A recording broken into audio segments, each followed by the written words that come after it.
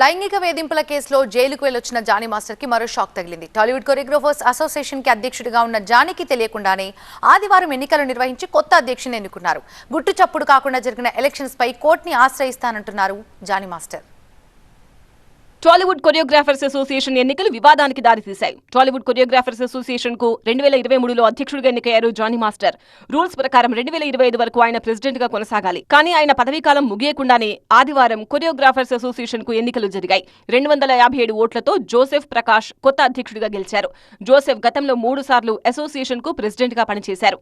Tollywood choreographers association కు కొత్త అధ్యక్షుడిని ఎన్నుకోవడంతో జానీ సభ్యత్వాన్ని రద్దు చేశారంటూ ప్రచారం జరిగింది. తనపై వస్తున్న పుకార్లను ఖండించారు జానీ మాస్టర్. తన మెంబర్షిప్ ను ఎవరూ రద్దు చేయలేదన్నారు.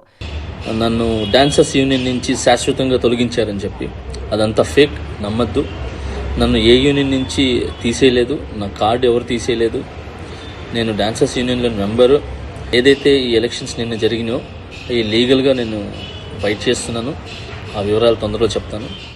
కార్డుల జారీ విషయంలో అక్రమాలను, శంకర్పల్లిలో 15 ఎకరాల భూ లావాదేవీల్లో అవకతవకలను ప్రశ్నించినందుకే జానీపై కుట్రలు జరుగుతున్నాయంటున్నారు ఆయన సన్నిహితులు.